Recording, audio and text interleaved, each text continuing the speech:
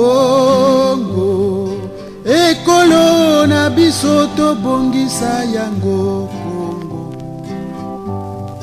Congo, ekolo monene tobosana te Congo.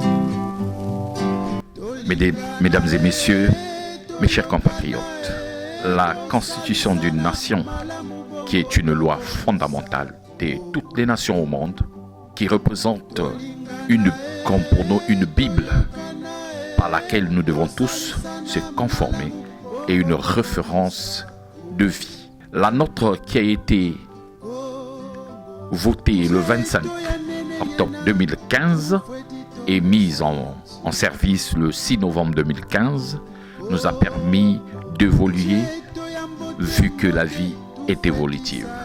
Mesdames et messieurs, je suis Harold Ejbert Nombo, président du Devoir patriotique, membre de la majorité présidentielle.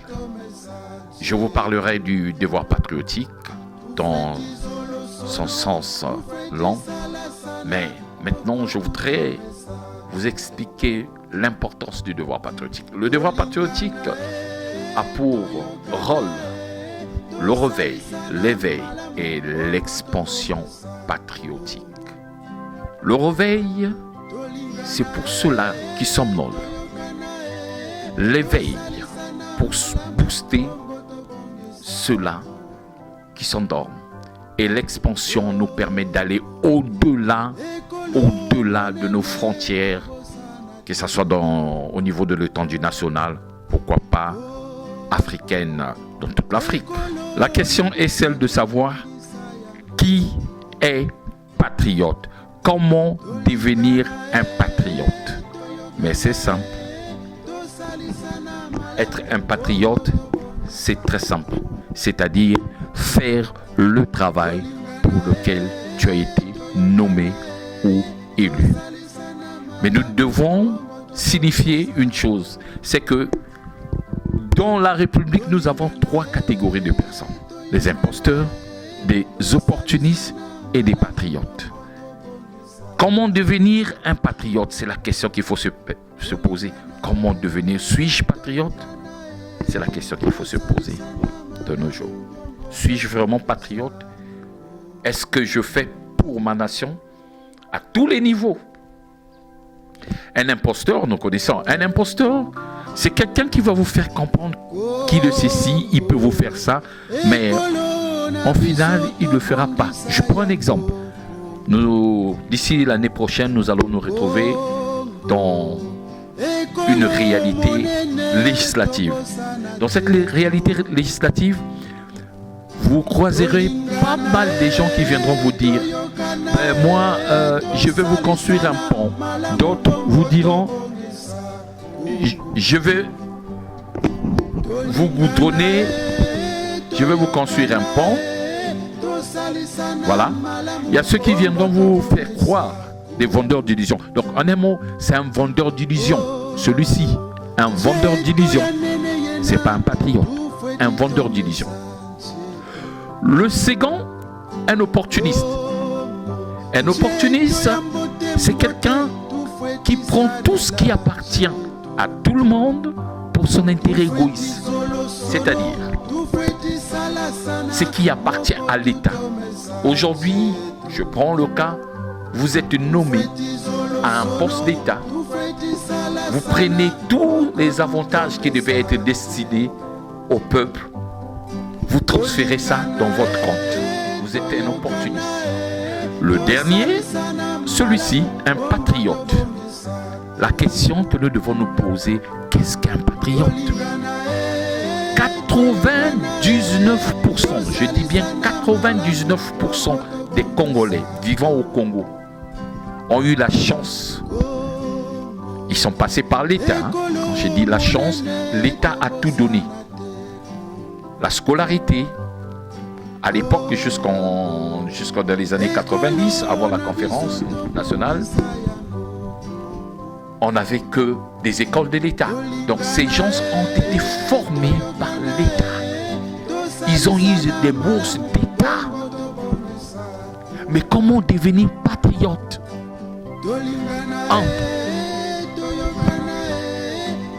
nous avons ce verbe. Je mets ça en gros caractère. Prendre. Ce qui revient à dire, l'État a donné à tout le monde, a donné la possibilité à tout le monde d'aller à l'école. L'État nous a formés. Nous sommes passés par l'État. Parmi nos concitoyens, il y a eu certains qui ont eu des bourses d'études pour l'extérieur. Ils sont allés étudier, ils sont revenus. Mais comment devenir patriote? C'est la question qu'il faut se poser. La première des choses, c'est de couper le paix. Quand vous coupez le paix, on retire le paix, veut dire tout simplement rendre à la nation. Rendre à la nation en faisant quoi? En faisant tout simplement le travail pour lequel vous avez été nommé ou élu. Je prends l'exemple, voilà pourquoi j'ai gardé celui-ci. Je prends l'exemple d'ici. Vous êtes nommé ministre, le pouvoir exécutif. Vous voulez qu'on vous appelle un vrai patriote, un vrai travailleur de la République. Parce que les membres du gouvernement, ce sont les travailleurs de la République, les ouvriers de la République. Ils travaillent pour le compte de la République. Vous êtes ministre ici, mais vous voulez être un patriote, mais c'est simple. L'idéal serait de couper le paix, c'est-à-dire faire le travail pour lequel vous avez été nommé. Faites votre travail.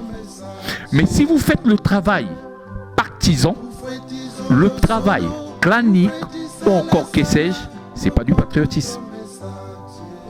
C'est pas du patriotisme. Pour celui de le pouvoir législatif, qui a le contrôle de l'action gouvernementale.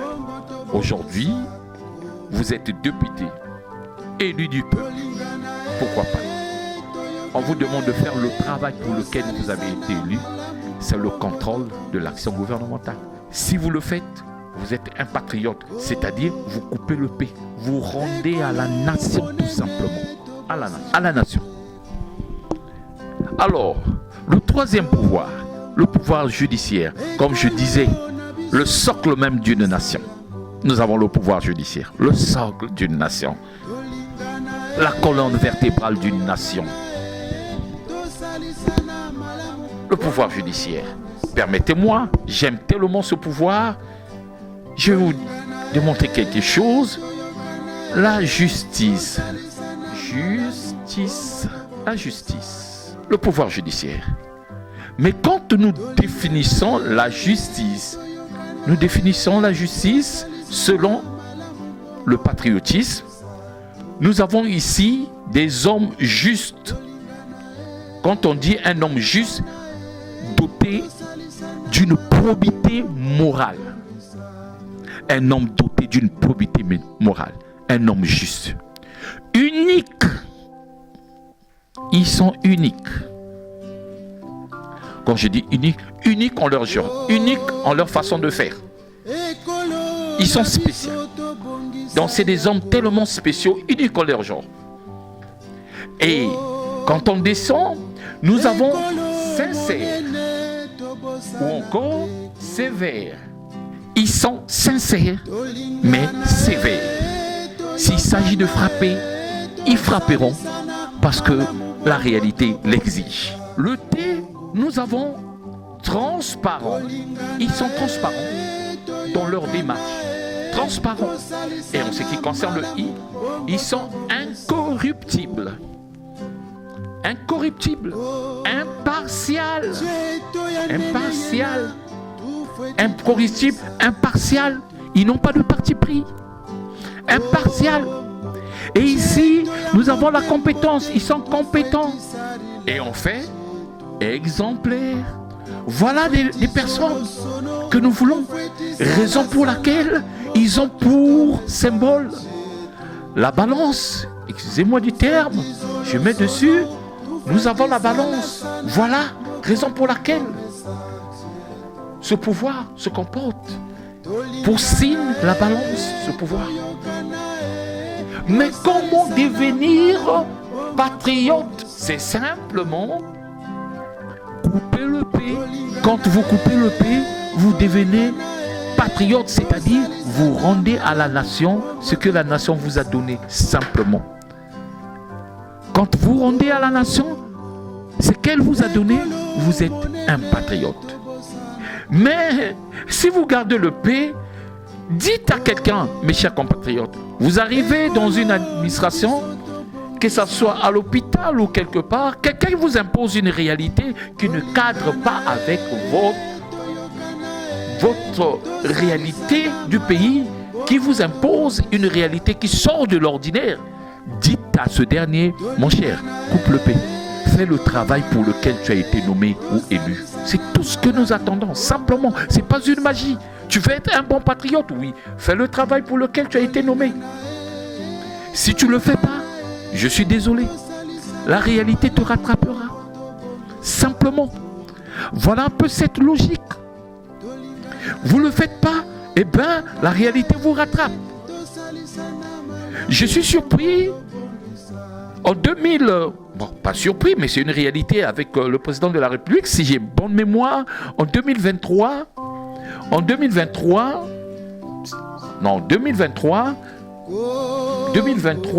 si j'ai bonne mémoire, 2023, le président de la République a parlé de l'autre là, du verre dans la mangue ou dans l'avocat, si j'ai bonne mémoire. Où on a demandé à pas mal on a mis en berne pas mal des magistrats véreux, on leur a mis hors d'état de nuire. Moi je dirais oui, mettre les magistrats hors d'état de nuire, je suis d'accord sur ce point. Mais après, les familles auxquelles ils ont causé du tort, ces magistrats véreux, qui est même le socle, le fondement même de la République, chargés à l'arbitrage, mais ces gens-là ne méritent pas seulement d'être mis hors d'état de nuire. Non. Je pense que cette fois-ci, le président de la République comprendra qu'il est nécessaire qu'il y ait un nouveau paradigme, changer des choses. Et en le faisant, je vais vous dire une chose. Vous mettez une personne hors d'état de nuire, je suis d'accord. Mais, comme je disais, les familles que vous avez porté préjudice, quel est le rendement? Zéro. Je pense que ces gens-là n'ont pas leur place seulement à la maison. Ces gens-là qui utilisent l'État pour régler leurs comptes n'ont pas leur place. Cela va de toutes les administrations plutôt. Toutes les administrations, que ce soit le pouvoir exécutif, le pouvoir législatif, le pouvoir judiciaire et qu'en sort, au fur et à mesure les départements et qu'en sort. Nous ne pouvons pas nous arrêter à dire, monsieur, vous avez fait du mal et il faut aller à la maison où on vous a radié. Oui, nous sommes d'accord, mais c'est pas ça. Ces gens-là ont une place. Et cette place s'appelle tout simplement, il faut les envoyer en passant par un procès. Mais la finalité, c'est quoi? Il faut les envoyer. D'accord? Ceux-là n'ont pas leur place à la maison, puisqu'ils ont causé du tort. Pas seulement les magistrats véreux, mais dans plusieurs administrations. Ils ont leur place ici, le pavillon réservé aux inciviques sous ordre national. C'est-à-dire, si vous coupez, c'est-à-dire la prison. Ils ont leur place à la prison. Ça aussi, c'est la moralisation de la vie publique. Les gens doivent comprendre. On doit mettre les réformes pour le bien-être commun. La personne, en faisant, doit comprendre que si je fais le mal, voici ce qui m'arrivera. Cela ne veut pas dire parce que je suis le frère de X ou de Y, eh bien, on peut me retirer et je serai à la maison. Non. Vous devez vous justifier. Et en cela, nous avons et nous aurons toujours des vrais magistrats capables de, permettez-moi de dire cette expression, capable de, pas de ce monsieur-là que j'aime beaucoup, qui est dans la magistrature, un monsieur, j'aime beaucoup, je n'ai pas besoin de citer son nom, mais capable de couper le pays. Des vrais magistrats capables de couper le pays. Si vous coupez le pays, eh bien, en coupant le paix, vous rendez à la nation. Et quand vous rendez à la nation, eh bien, vous faites le travail pour lequel vous avez été nommé. Mais si ce n'est pas le cas, vous allez vous retrouver ici, la prison, le pavillon réservé aux inciviques sous ordre national. La prison. Comme je le disais tout à l'heure, pour que ça change, nous apportons notre pierre à l'édifice. Nous ne faisons aucune revendication. C'est une suggestion patriotique. Mais pour que les choses marchent, pour que nous puissions apporter, pour que nous puissions aider le nouveau... Actuellement, nous sommes au départ. Nous sommes au départ. Un nouveau mandat. D'accord? Nous avons écrit avec ce mandat de 2021 à 2026. 2026 s'est arrêté ici. Mais le devoir patriotique ne demande pas plus. Le devoir patriotique plutôt demande juste de faire passer 3 pages. Pourquoi les 3 pages? Pour éviter qu'il y ait des empreintes au niveau des nouvelles pages. Juste des empreintes. Qu'il y ait des empreintes sur des nouvelles pages. Et le président de la République pourra commencer un nouveau mandat avec une nouvelle page propre où les gens peuvent porter l'écriture, porter du nouveau sur la nouvelle page de 2026. Raison pour laquelle il est nécessaire, comme je disais, une prise de conscience est obligatoire. C'est la condition même sine qua non du changement. Une prise de conscience est l'état, ça veut dire c'est l'état de conscience d'une nation. Quand on a la prise de conscience, la deuxième des choses, le changement de paradigme. Et quand nous changeons de paradigme, oui, mais il faut se dire, nous avons changé de paradigme, je suis d'accord, mais la dernière des choses, c'est la sanction.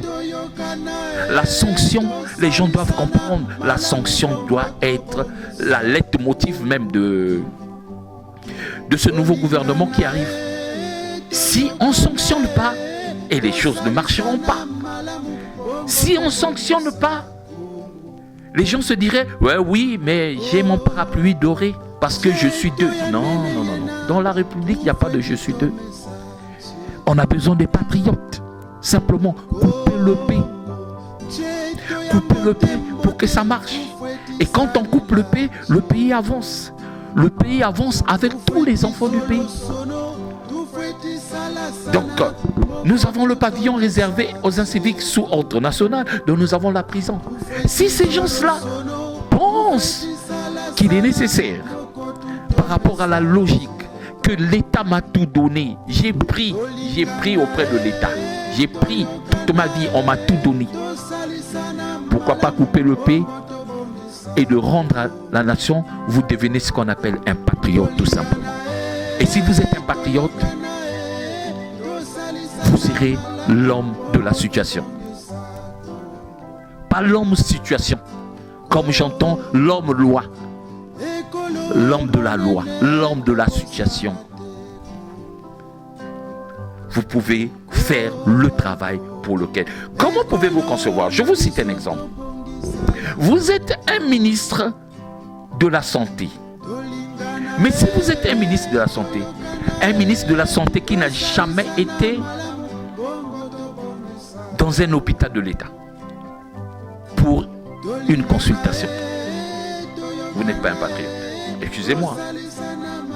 Si vous êtes ministre de la Santé et que vous n'avez jamais été pour une consultation à un hôpital de l'État et vous vous dites être patriote, non, impossible. Vous êtes ministre de la Santé, si vos enfants, vos parents sont évacués tous les jours, je dirais non. La deuxième des choses, si vous êtes un ministre de l'enseignement et que vos enfants fréquentent dans des écoles privées, je suis désolé, la République, elle est mal comprise chez vous. Revenons à la source, le patriotisme, l'amour de la nation. Et dans ce cas, je dirais que nous avons, par parmi les ministres au Congo, pas les ministres, parmi les personnalités au Congo, il y a beaucoup qui font le travail de l'État. Quand je dis le travail de l'État, le travail du peuple. Je prends, par exemple,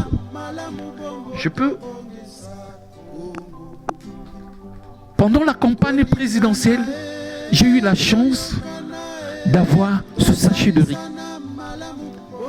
Et après avoir consommé ce sachet, un très bon riz, en prenant les renseignements, je me suis rendu compte que ce riz a été cultivé au Congo. Je connais pas le ministre de l'Agriculture. C'est à peine que j'ai eu beaucoup d'informations sur lui. Le ministre de l'Agriculture est Ngobo, Paul Valentin Ngobo. Je ne l'ai jamais rencontré de ma vie et on n'est pas parenté et tout. Un bon patriote, un gars à maintenir sur place. Mais cela ne doit pas s'arrêter par la culture de subsistance. Ce n'est pas de la culture de subsistance que nous parlons. Nous parlons, il doit aller au-delà patriotiquement pour entraîner ce qu'on appelle la sécurité alimentaire.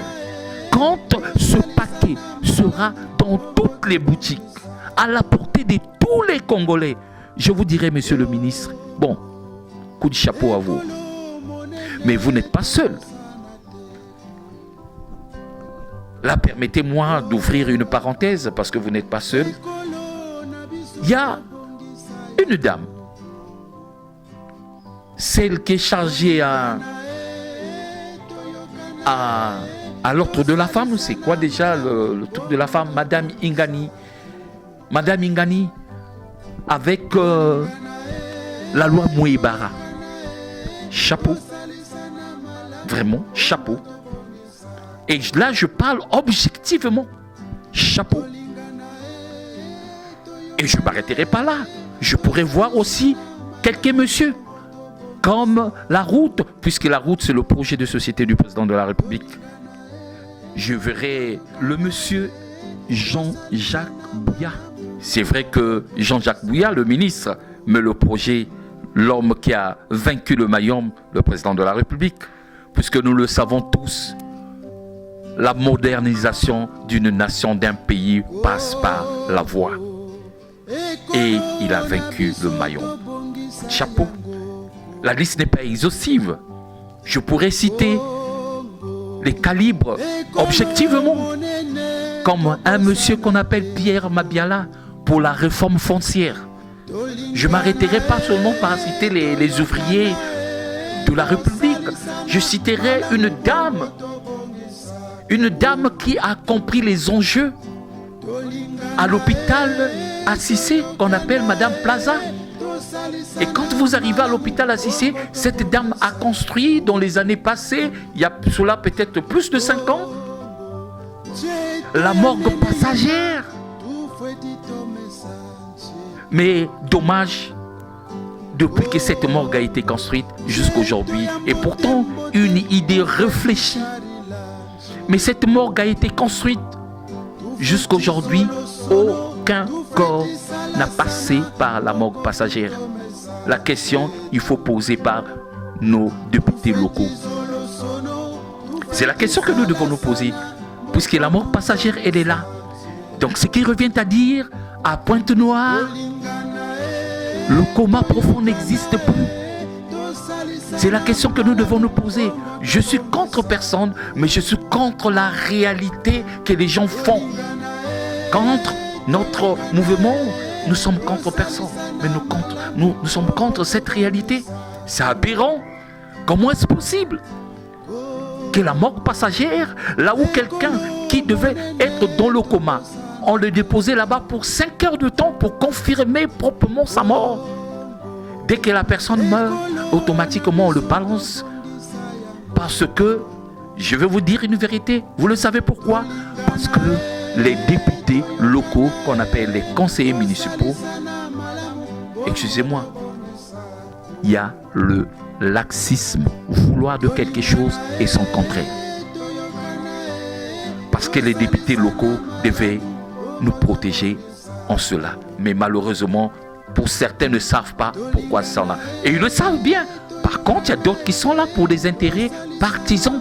Alors qu'en amont, il devait être là pour les intérêts d'abord du peuple, y compris lui-même le peuple.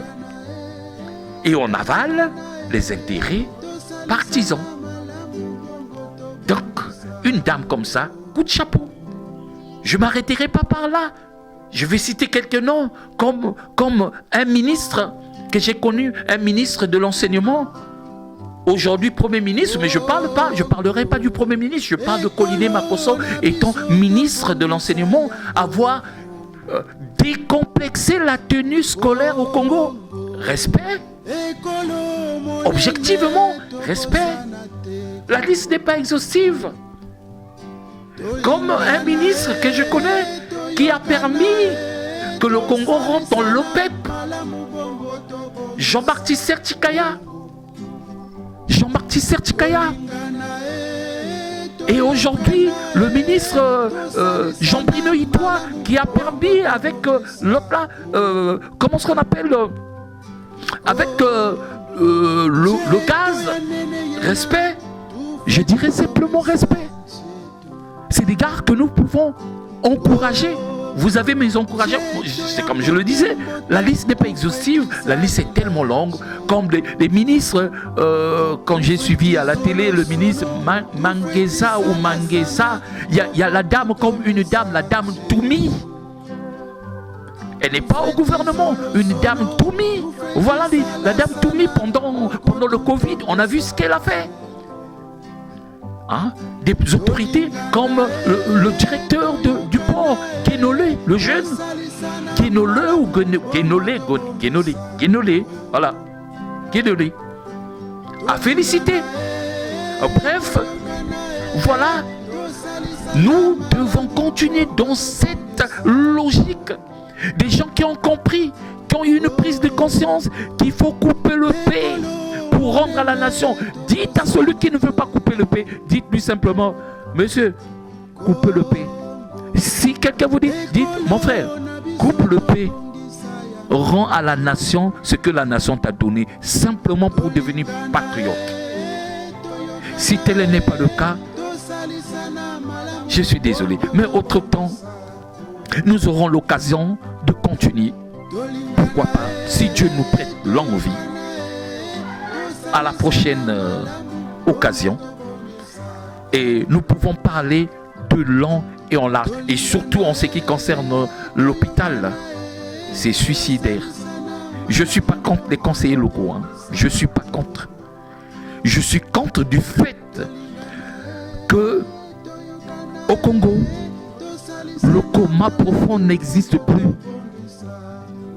Le Congo est parmi les rares nations là où la morgue appartient à une personne. Ça veut dire au privé. C'est suicidaire. Dites-moi un peu. Celui qui travaille à la morgue là, rêve de quoi? Quel est son rêve tous les jours? Vous avez la réponse. Ces enjeux, il n'y a pas de... Ça veut dire, cet endroit n'a pas d'enjeu. Cet endroit ne peut n'y avoir des enjeux impossibles. Nous aurons l'occasion d'en parler. Mais nous souhaitons bonne chance. Nous souhaitons une prise de conscience collective. Et quand il y a une prise de conscience collective, ça devient carrément la base même d'une nation. Nous allons nous aimer sans complaisance. Nous allons nous aimer et les choses vont marcher. Mes chers amis, Aaron Dejima Nombo, président du Devoir Patriotique, membre de la majorité présidentielle, je vous dis merci de m'avoir suivi. Que Dieu nous prête la vie. Hein? Et à la prochaine occasion, nous allons revenir pour décortiquer un peu du patriotisme, pour apporter notre pierre à l'édifice. Des suggestions patriotiques fera du bien pour tout le monde. Allez, beaucoup de bonheur à vous et bonne chance à tout le monde. Et encore bravo au président de la République d'être réélu. Et j'espère qu'il prendra des bonnes décisions pour la vie commune. Allez, ciao, merci.